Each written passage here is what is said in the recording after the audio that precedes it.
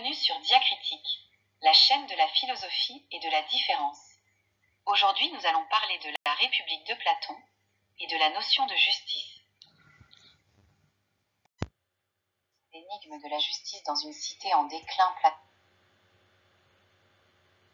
Platon rédige la République au IVe siècle avant Jésus-Christ. C'est une période charnière. La superbe d'Athènes se fissure et la cité entame sa pente déclinante. Ce n'est pas un hasard si cet ouvrage monumental place la justice au cœur de son architecture. En réalité, on ne s'interroge sur la nature du juste que lorsque le sentiment d'injustice sature l'espace social.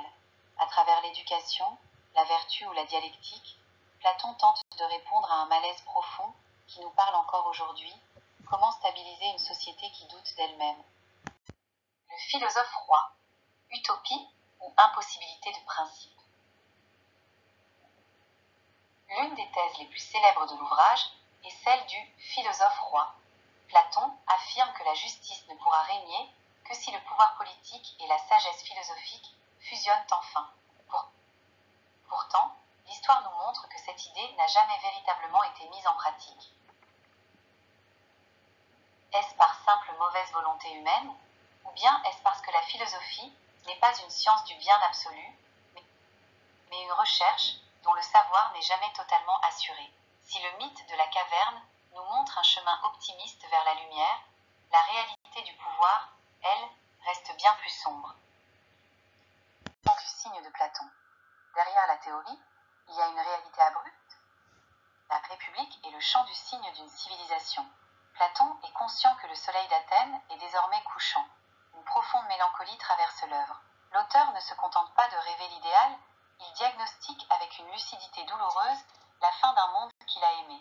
C'est peut-être cette sincérité historique qui donne au texte sa force émotionnelle encore aujourd'hui. Le cycle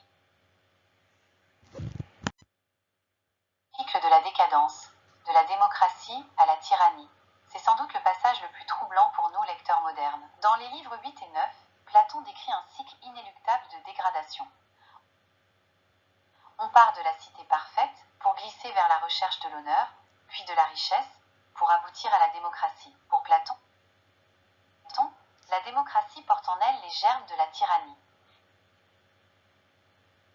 Il pose cette question qui résonne étrangement à nos oreilles. Comment l'homme tyrannique naît-il de l'homme démocratique? Il établit des liens logiques entre la liberté totale et l'apparition d'un maître absolu.